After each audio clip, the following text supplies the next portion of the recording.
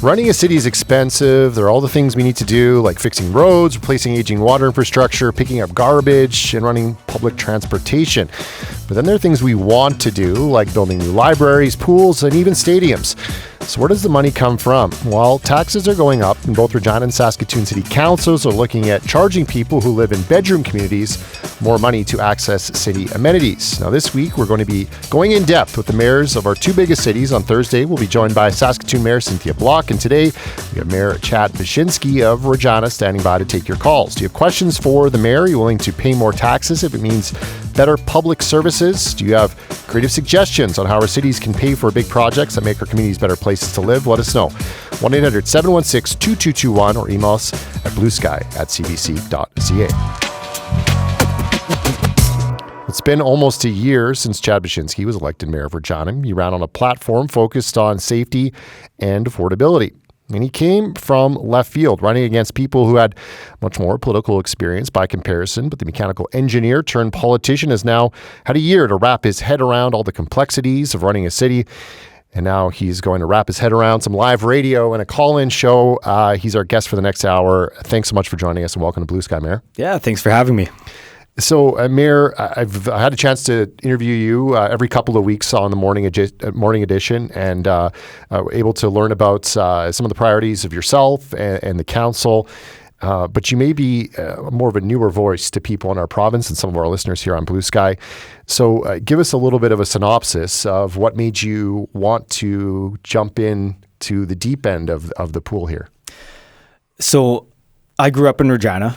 I've lived here most of my life, and I think it was something where I'm raising my family here. My wife and I are raising our two kids here, and looking around the city and kind of feeling the narrative around the city, it felt like it was kind of taking a negative turn. The tone of the city was negative.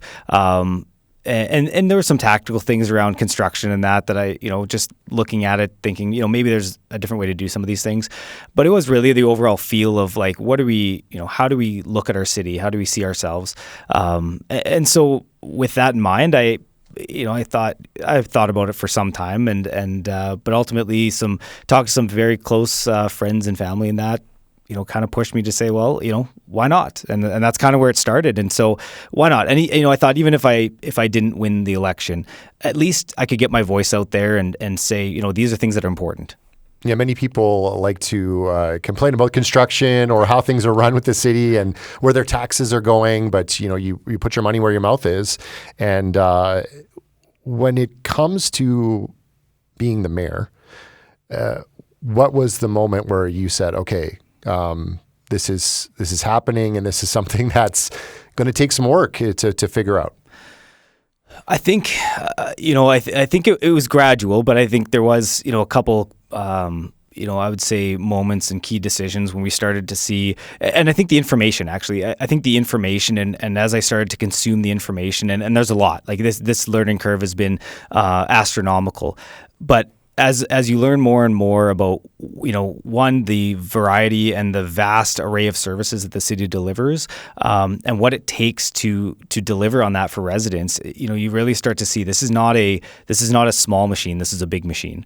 And for me, that was the big kind of aha moment to say, okay, we need to be very thoughtful, very tactical. And this does take a team of people in administration and all of our partners and stakeholders and feedback from the community to try and get it right.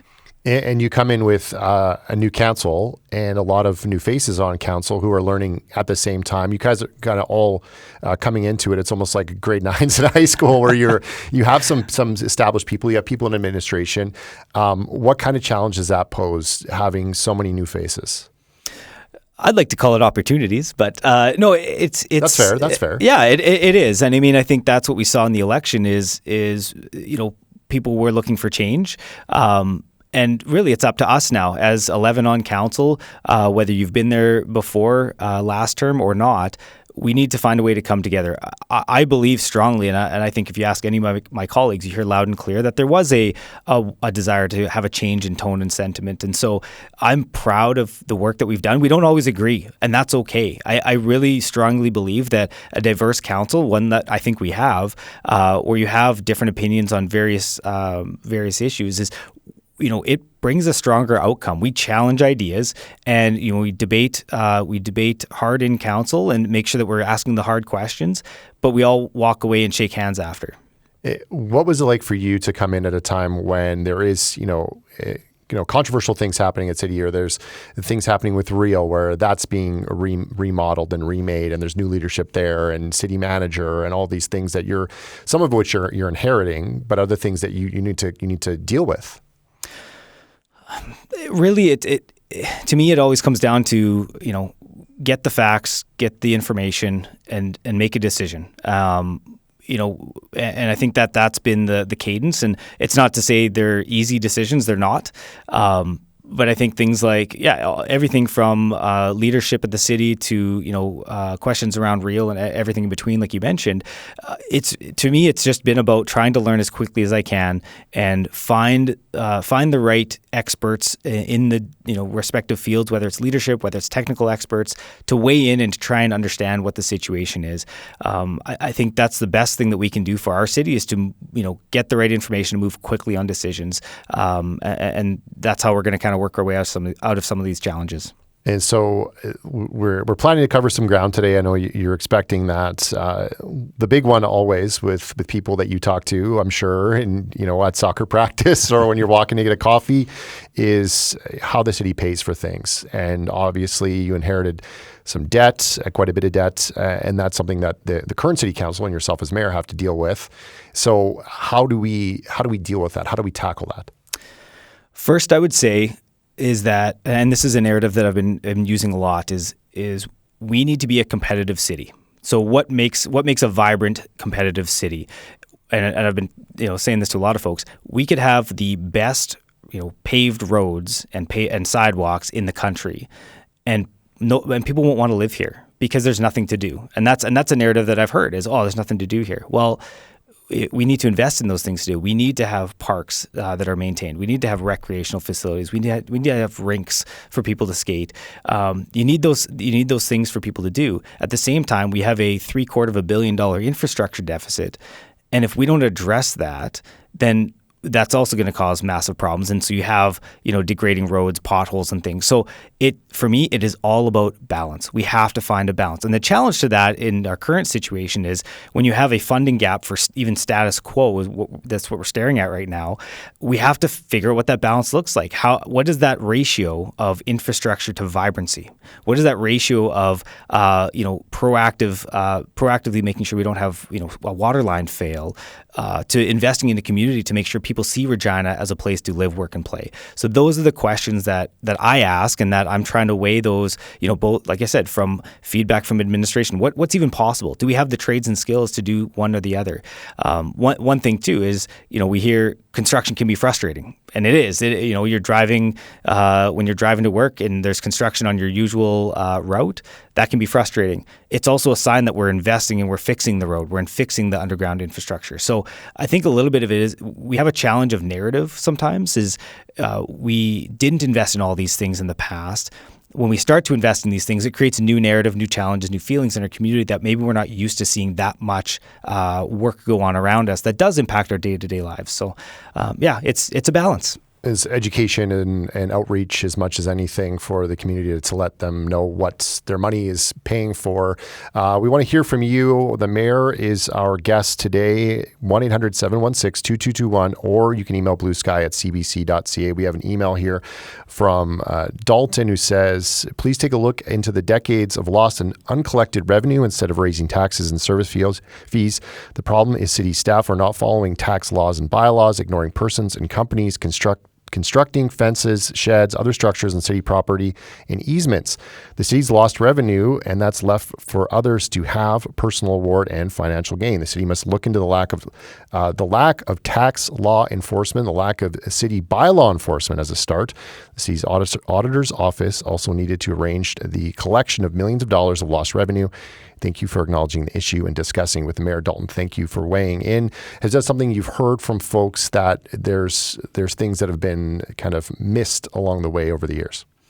I wouldn't say missed. I would say that's with any bylaw situation. I can't speak to any specific one off the top of my head, but I would say, that's a common theme in any collections. I mean, there's a certain success rate in collections, and so I don't think it's something to necessarily hang our hat on as the ultimate solution.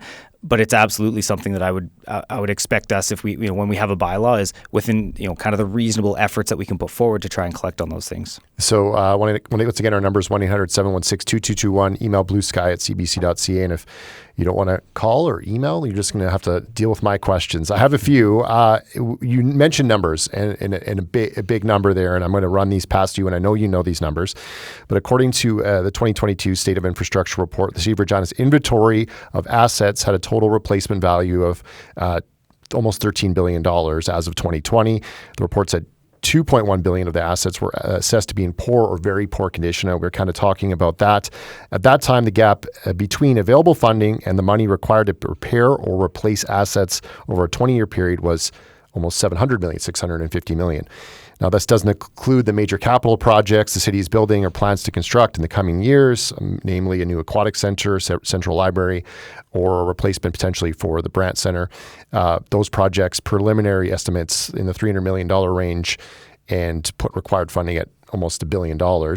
I know I threw a lot of numbers at people, and it's hard for me to track that. I know you're doing your best to track that. That's a lot of money. People are going to wonder where that's coming from. And I know the city has a finite way of collecting money. So what's the plan to try and tackle that? First off, I love numbers, so I love you throwing numbers out here. I guess you came to the right place then. those numbers are daunting, and I think that we can all agree that that's a challenge that we're up against. And so for me, it's, the city really only has one mechanism through property tax to collect that money. And it is unfathomable to think that we can do it alone. And so this is why I've spent a lot of time trying to build those relationships. And actually, I went on a recent trip with the province to Ottawa to advocate together for funding for infrastructure. And that was a big deal. And the reason being is that my understanding is that we were the only province and municipalities to come together with a plan to the feds to offer up to say we will contribute our 1/3 each. So 2/3 of the funding on the table. We're looking for the feds to contribute their 1/3. So that's an example of where, that's what we need. We need that help. We have programs like CHIF. We have programs like HAF. And then, the ISIP funding, which we're looking for maybe a replacement for. This is what we need. We need the provincial and federal governments to help. They need to step up and help us address these infrastructure gaps so we can play catch up. We cannot do it on the backs of taxpayers alone. Mayor, we have a caller on the line. Richard in Regina wants to know about something we briefly mentioned, which is the city managers and the situation there. Richard, go ahead. Hello, Mr. Mayor. Good morning. Good morning. I'm just calling to find out what kind of severance was paid to the last two city managers that Regina lost. Were their contracts bought out, or how were they terminated?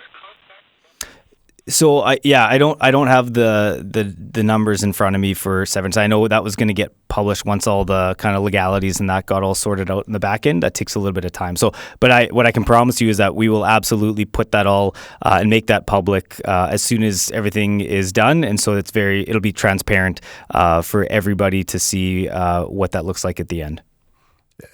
Thanks for the call. Thanks for the call, Richard. We appreciate it. The numbers, 1-800-716-2221, or you can email bluesky@cbc.ca. Do you get asked about things like that from people when you're out and about? 100%. Absolutely I do. And I totally respect that. I mean, that's where, I've talked a lot about wanting to be transparent. And again, there's obviously legalities and legal things that, out of respect and privacy and otherwise that I have to respect. But it's also why, I was a huge proponent and pushed hard for the transparency in the budget process we're going through right now. We've completely revamped that to put everything out in the public ahead of time to make sure we get the right feedback when we go into budget deliberations in December. So something you talked about is one of the reasons why you wanted to run is changing the culture in the city, changing the attitude. There's been a lot of, I think, grassroots or things that city and some of the corporate partners I know in town are trying to get to change the vibe, change the attitude, change the citizens, and not to mention, what people outside of the city may think. How would you rate the culture at City Hall right now, and what do you think about where it's at? That's a good question. I would say right now, I think the culture is good. I think we're in a good spot right now. I think we're looking for some stability right now at City Hall. But what I can tell you for sure is that we have an incredible amount of very talented people working at the city. And my leadership style, and this is the leadership style I expect of the city, is to enable people to do the work that they are hired to do. And I think we are well on the path to establishing that as the norm for city. So, and you've lived here a long time, as of I, and you hear stories about, maybe City Hall is not a great place to work, or the culture isn't great and there's a lot of turnover. And in the past, I know I've talked to folks at City Hall who've said sometimes we can't compete with the crown corporations or, the private sector to get the best and brightest because we are not paying the same amount. So if you have a combination of poor culture and then you're not paying competitive rates, you have to obviously fix the culture, but you also have to make it a competitive place to work. Do you think that marriage is happening at the moment? I think that's what we're working on right now. And it's fair, and I agree with you 100%. It is a combination of culture and make sure we're competitive when it comes to compensation as well. I think that's where what we're working on right now, and what we're working towards is to keep bolstering that and make sure that is, like I said, that's the norm. That should be the norm, is a culture where people feel empowered. They feel proud to come to work every day. But at the end of the day, this is the challenge, is that, and I believe that the vast majority of our employees at City Hall, they see the connection between, the services that we provide, the cost of that. I mean, we're all paid by taxpayers. That is not lost on anybody. But to your point, if we don't pay appropriately, if we don't compensate, we're not going to get the best and brightest putting their minds behind the services that we deliver and being innovative and making sure that we're delivering services in the most efficient way possible. So we need to make sure we're thinking about what that means when we invest in our employees and in City Hall. Here on Blue Sky is Mayor Chad Bachynski. If you want to ask the mayor a question, find out what's happening with the city, if you have questions about the priorities of city, the mayor and council, let us know, 1-800-716-2221, or email bluesky@cbc.ca. Well, we want to hear a couple bits of tape that we have for you, Mayor, starting with the city. And I mentioned this, the recently increasing leisure fees, 4% per year for the next 3 years, plus the 50% upcharge on registered program fees for out-of-town residents. This will take effect next year. It's something that City Councillor Mark Burton was passionate about. Let's hear from him. People that aren't paying their fair share are then getting a discount when they go and utilize Regina facilities. And in fact, many people were using Regina facilities under false pretenses because in order to get into some of the programs, they would actually use the kid's grandparents' address within the city. And so people that said, well, Regina taxes are too high and I'm going to move out of Regina, were coming back and actually getting a discount that the Regina residents did not get. There is a verification process that will be involved, and they're doing it only for certain programs that they deemed were the ones that would be the best to apply it on. It's 50% more is what's in what the city administration recommended. And myself, I received, if you go to Trail BC, there's the Trail Resident Program, and actually it's a large investment people must pay in order to sign up for programs, even larger than what we're doing here. And when the city administration did their research, they found that all across the entire country, cities were implementing this to prevent I'm going to call it freeloading, and getting that discount on city facilities. Well, this is all about fairness. The citizens of Regina, for example, for the new indoor aquatic facility, are going to be contributing 2/3, 60+% towards that. People that are coming from outside, they were getting a discount. They were not paying the full cost, and Regina residents were paying the full cost of their taxes and through their fees. So in the end, this is not a surcharge. This is about the citizens of Regina are concerned about their taxes already, and I had many people who petitioned me about that they didn't think the pool should be built, but I had many more that said they did feel the pool should be built, and they're willing to commit their tax dollars to see the results and to provide a facility for the citizens of Regina. And it's all about fairness that the citizens of Regina, when they're paying the lion's share of the cost for this facility, to see other people then get a discount is really quite disturbing. But it's also disturbing to see people that might tell their kid out in a place, hey, little Johnny or little Susie, you should tell the truth at school. You know, it's bad to lie. And then they've been coming in to sign up for lessons. And I know people specifically that have done this, and they use grandpa and grandma's address. And so they say, don't lie, Johnny, but then they line up at the pool, and what do? They do the exact opposite of the content or the character that they want their kids to display. They do the exact opposite. So that's also disturbing to the citizens of Regina. That's Regina City Councillor Mark Burton. Now, if you live in a place like Lumsden, 20 minutes from Regina, you'll be charged 50% higher user fee starting in next year. Vern Barber is the mayor of Lumsden. I think people are disappointed. I certainly understand why the City of Regina would want to do this. I could imagine that city councillors and the mayor are under pressure from their residents saying, hey, how come I can't get this spot in swim lessons on Saturday morning, but somebody from Lumsden or Balgony is in there? And so I understand what the rationale is behind it. I certainly don't think all that much of, when I hear them say, well, this is going to generate a whole bunch of additional revenue. I think that people will either opt not to go or they will look elsewhere. I've had people talking about, well, we can go to Moose Jaw and access facilities there, and we can shop and have lunch in Moose Jaw. So I really don't know, what the overall impact will be.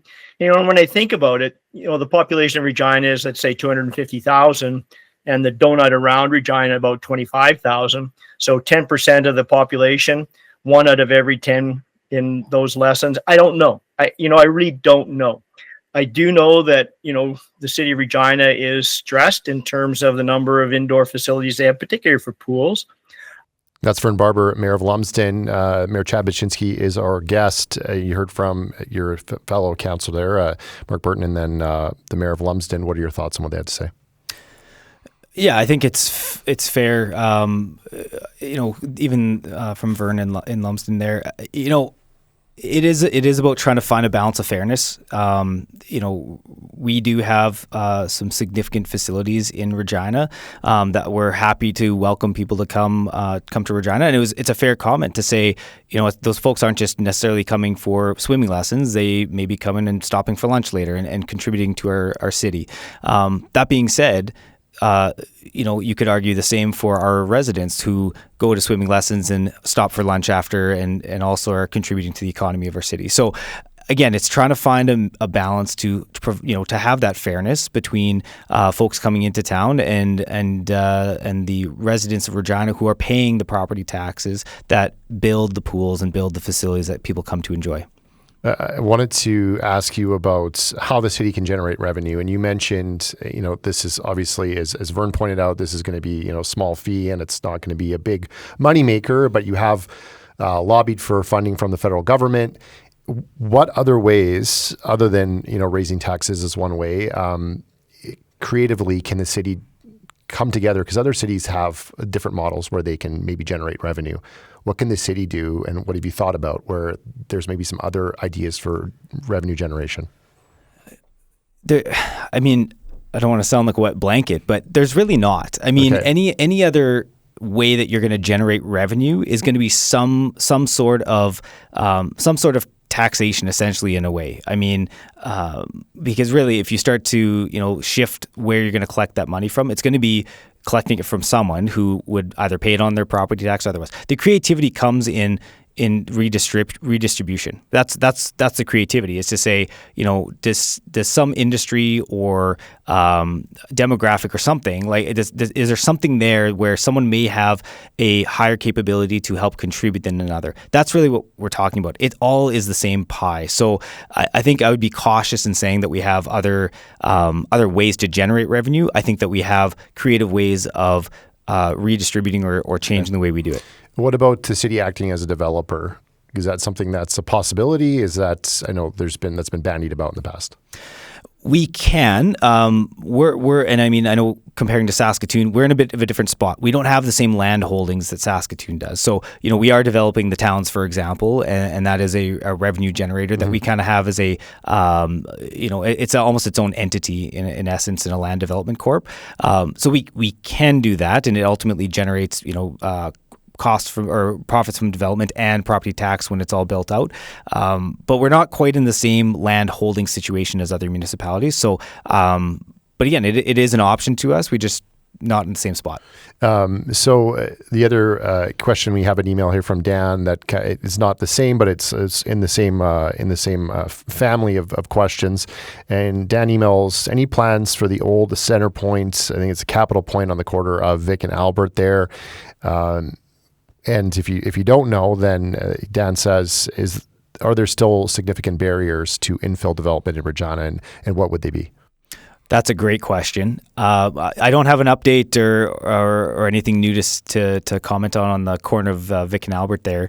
But what I can say is we are trying to find ways to incentivize that infill development. Mm-hmm. It is incredibly important, and especially downtown. When you look at the ratio of property taxes that we collect from downtown, when that goes up by small amounts, it actually helps the suburban areas in big amounts. So that's important. And so I'm happy to see that we're starting to see some momentum change downtown. There's a lot of investment and a lot of work that's been gone on there. And recently we approved a Namarin development, which would be the first residential development downtown in a long time. So although that corner, I haven't heard anything, I'm excited that we're starting to see some momentum and interest. And speaking of downtown there, and we've had conversations about this on the morning edition. I know 11th Avenue and how old the infrastructure there, and it's frustrating for people. I know that's getting dealt with. Dudney Avenue is another one that's going to be done fairly soon. But you were someone who worked downtown. We're kind of a downtown adjacent here at the CBC, but there's many people like yourself and others, people at City Hall, who would come in from suburban Regina and then leave. And in other cities, a lot of the vibrancy in the downtown area, and you have developments, you have apartment buildings, condos, things like that. How much of a priority is it once you have some of these water lines down, some of the infrastructure down, to get buildings like the Namarin property and others, so you build some momentum, so then you have a different, as you say, property tax base in the downtown area? Yeah, that's the ticket right there, is we need people to stay after 5 p.m. So how do we, again, as a city, what are the policies, what are the incentives that we can create to make that happen? We have to make it easy to start a business, right? Give incentives to, get them started and help them, be successful. But we need residential downtown. I hear all the time about, we need a grocery store closer to downtown. Well, it's kind of a chicken and the egg. Like, no one's going to put a grocery store downtown if there's not people living downtown, and vice versa. So we need to get that incentivized, get people sticking around downtown because they want to. Like that's the key there, is that we can't make people do something. We have to create the environment for people to want to be there because it's vibrant, it's exciting, and there's lots to do. What's the balance between developing downtown and then the commitment to Coopertown and other suburban developments? So yeah, balance is a common theme. I think you need both. And actually, we have a recent growth report that highlighted the need for all different types of housing. It's actually almost even across the board. You need everything from a single family dwelling all the way up through high density apartments. And so seeing that means that we need, it's finding ways that we can have Coopertown move forward, and at the same time make sure that developments like Namarin or office conversions, for example, can succeed and they can promote themselves accordingly. This We're talking to the mayor today, Mayor Chad Bachynski, in studio with us. We're talking City of Regina business. And if you have thoughts for the mayor and questions, fire us an email, bluesky@cbc.ca, or call us 1-800-716-2221. We have an email here from Jim who says, why is City Council not fulfilling a commitment to the energy and framework helping to reduce the impacts of climate change that citizens have endorsed, especially continued purchase of electric buses? There's been delegations to City Council, as you know, are questioning the city's commitment to its climate change initiatives. What are your thoughts? It's a great question. I think, and maybe I'll touch on the one example that was brought up there around the buses. So we have to look at all the data as a whole. At the end of the day, we were able to, and listen, I'm a big fan of the electric buses, so just to start with that. But we have to look at the cost. And at the end of the day, we had grant funding that allowed us to purchase electric buses, the same volume, like the same number, for the cost of diesel buses. To me, that's a slam dunk when you look at the maintenance and the emissions reductions. Then we come to the next batch and we're talking nearly double the cost. And the challenge that I look at is we now are in a situation where, okay, we purchase half as many electric buses, or we purchase double the number of diesel or hybrid. And we actually purchased hybrid buses. That was the decision. And so how many cars do we get off the road when we purchase more buses versus, electric buses, but half as many? So it's a more complicated equation to see what is that overall impact. And in a municipality, it's all connected. So that it seems on the forefront of it that we're just abandoning it. We're not at all. In fact, we're trying to look at the numbers to say what overall would reduce those emissions in its entirety in a bigger capacity. So going to switch gears here. We have another email from a listener. Stephanie says, this is regarding reasonable times to expect service requests to be dealt with. And Stephanie says, I work for the Regina Housing Authority as a caretaker at a seniors building. Our street dips in the center right in front of our building. This creates a pool in the spring that freezes and melts throughout the spring. It's treacherous for our seniors. We watch all spring as the crews babysit the park across the street and do nothing on the side of the street. I've submitted service requests, many with no response, no action. The lack of finished work out front is obviously frustrating. What has become more frustrating is the lack of communication with these online service requests. What should a citizen do to follow up with repairs that appear to be partially done or not done well? And Stephanie says, thank you for your hard work. So I know you'll get questions about frustrations over maybe work not done, requests not fulfilled. What's your response to Stephanie here? I would say, for the most part, I think we handle thousands of requests, a month type of thing. It's a huge volume. There's going to be times when a request, doesn't hit the mark or we don't get the right response in that. Absolutely, if you need to escalate that to a counselor to just get some visibility, they can reach out through admin, through a different channel to get some information. That would be my suggestion, is that if you're working through the process and the process seems to not be working, that would be an avenue to take to try and get that answer and see if we can get a better outcome for you. So we've talked about quite a number of different issues, and one of the things that you ran on as mayor, and I mentioned this in the opener, was safety and affordability. And we know that we talked about downtown clearing in the evening, and we talked about the city trying to get more people downtown. When it comes to safety, another thing is shelter. And people having a place to stay. And the weather, although it's beautiful out right now, the sun is shining, it is going to get colder. As far as safety for the most vulnerable, what is the city doing this winter? What can you tell listeners about the city's commitment to try and make that a priority? Yeah, I'm happy to say that we've been working very closely with the Ministry of Social Services on this exact topic. And so I expect in short order that we will be announcing some funding and similar to where Saskatchewan had a short time ago, to help with warming spaces, to make sure there's a safe shelter for people to go this winter throughout the night, not for a number of hours, but actually 24 hours. So I'm looking forward to that in a very short order. And we've been very much putting the pressure on to say exactly to your point, is that it is getting cold out.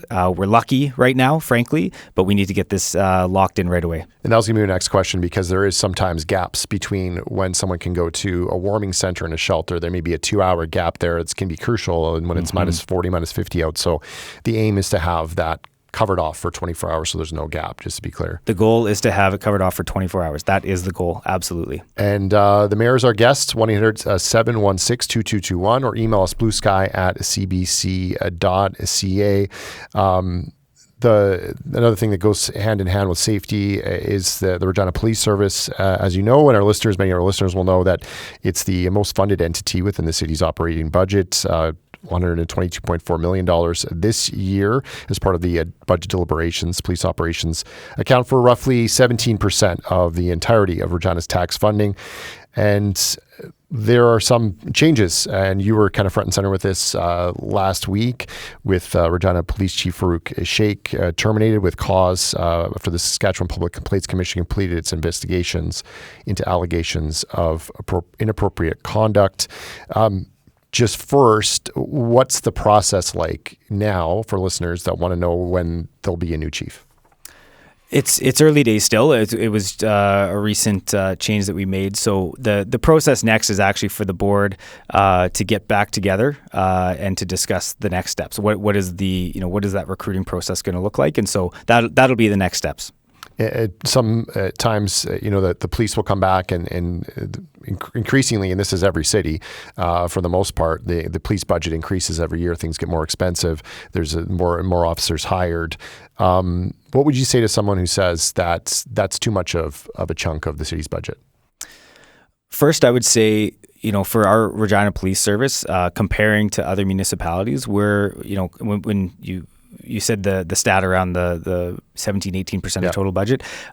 That's lower than a lot of other municipalities. So we're, and not that I think that should be the end metric. But I would say from my experience in a year in being on the police board, I would say our police service operates, as efficiently as we can. And case in point, they've been living in a half-constructed police headquarters for some time. And again, getting along with saying their number one priority is the boots on the ground service. And so, trying to find ways to kind of get through some of these capital projects is something that we're trying to help them, understand the timing in that. But ultimately, our police service is there to provide our public service first. And so, that's kind of where we're at. And we were talking about shelters. We had a call in from someone who wanted to ask about the amount of homelessness they're seeing. And the question is, what's the role of the city in supporting people who are living in poverty and at risk of homelessness?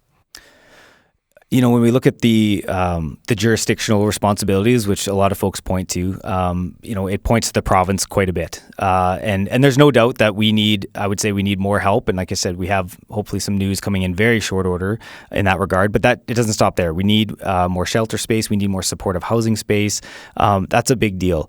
What I would say is I still think the city does need to play a role, especially when it comes to coordinating, especially when it comes to ensuring that, if we do get provincial dollars, let's say, we still need to invest in the resource to make sure that the right service providers are connected with the right spaces, play a role in making sure that we're putting shelters in the right areas in our community to make sure that the supports around them are accessible.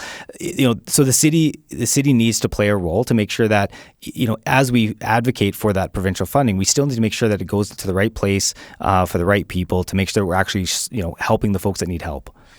We have a caller on the line, Rick in Hillsdale and Regina. He's got a question about the pool. Rick, go ahead. Hey, it's Rick. My question, I didn't quite hear all your preamble. I had two questions. I had one about the shovel in the ground for the pool. Where is that at? I don't need a long explanation. That's not my major concern. I'm in favor of the pool, though. The other question that I'm more interested in is the mayor's position, not city council's position, but mayor's position himself on more effectively engaging community associations with the use of their city councilors through to the community associations and zone boards to, I guess, foster and use that feedback process, two-way feedback process, so that the community associations can understand where the city's going at, and the city councilors can also gain knowledge from what the residents are saying and bring that back. I think it needs to be more effective.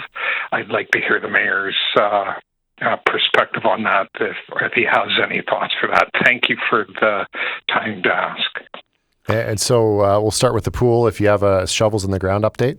Shovels are in the ground. So my understanding is we are moving dirt now. I think there should be they should be gating off the area and I think moving dirt. If not right away, it might have even started already. So we're right moving on it already. So Rick, breaking news on that one, and thoughts on councillors connecting with community associations, vice versa, and he wants your opinion as the mayor. Yeah, great question, Rick, and thanks for that. I would agree, and I think we have councillors that truly want to engage with the community. So it's something that I can absolutely talk to my colleagues about and put the bug in their ear, and we can strategize a little bit. I know, for example, there's some councillors that are already hosting coffee talks in the city and finding ways to engage in an informal way with the community on a regular basis. And so I think that's been a great highlight, and I've heard really positive feedback, and I'm trying to attend as many as I can. But for the community associations, I think that's a fair point, and I'd be happy to talk to my colleagues about it. And we have another caller here. Pamela in Regina has a question about construction. Pamela, go ahead. Pardon me. Given our short working season, I really do not understand why the work on Dudney and the work downtown occurs with 1 8 or maybe even 10-hour shift a day, when if they had 2 8-hour shifts or even 2 10-hour shifts, the work would get done so much faster. We've killed the downtown. Pamela, thanks. And Mayor, I know I have asked you months ago about overnight shifts and stuff like, where there's no residents, stuff on the Ring Road. Pamela's asking specifically about the downtown. I'm sure this is something you get asked about. So what do you have for Pamela? Great question, Pamela. And what I can tell you, there's a couple factors there. And I'm a huge proponent for extended hours or double shifts and that sort of thing. So again, this is part of the learning curve for me as well in the first year. The barriers that we have to some of these things that I've learned is some of these contracts were in place already for the year before a lot of us got in to even kind of have that conversation.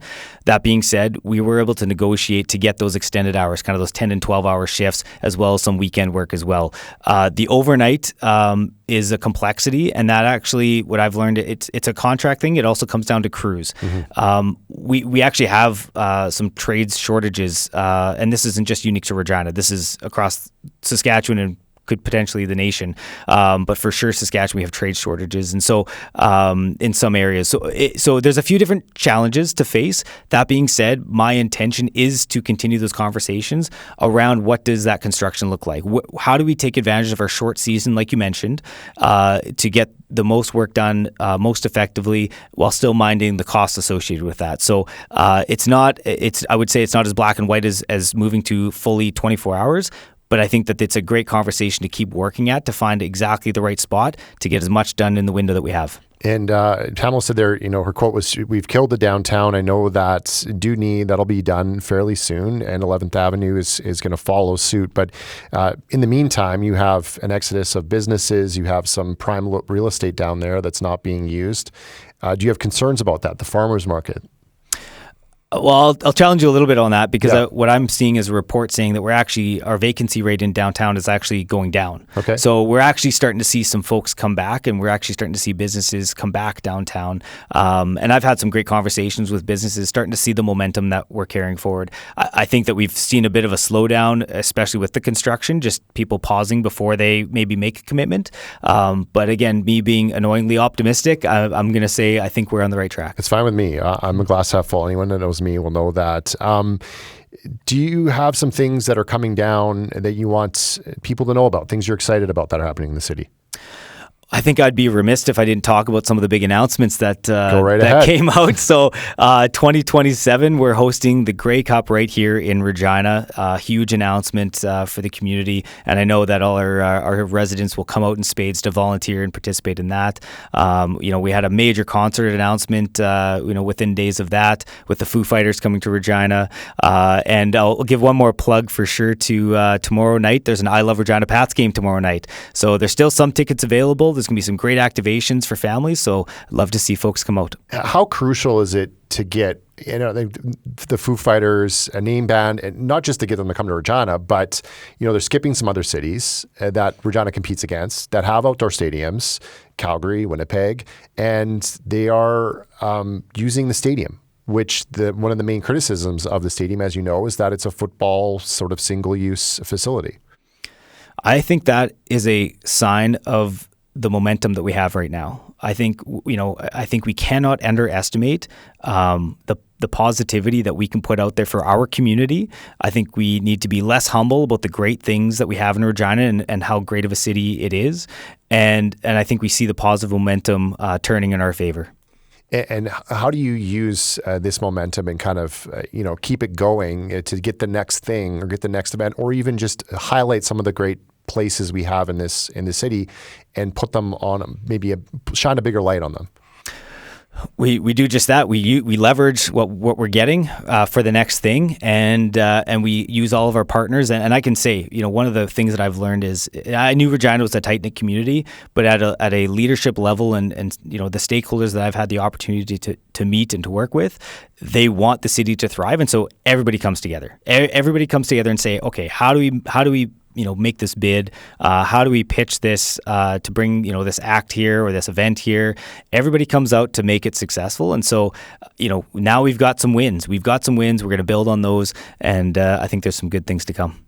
Mayor Bachynski, thanks so much for joining us. Thanks for taking calls. Thank you to the callers, to the emailers. We appreciate it. And if you're not tired of the two of us yet chatting, we'll be on the morning edition on Thursday at our regular scheduled time, just after World Report at 7 o'clock. And Mayor, really appreciate you coming and answering the questions. Hey, thanks for having me. Look forward to seeing you on Thursday. Yes. And same to you. It'll be a bit earlier, but we'll be ready to go. And, if you want to follow up with some questions to the mayor, let us know. You can email bluesky@cbc.ca. They'll pass the emails on to the morning edition.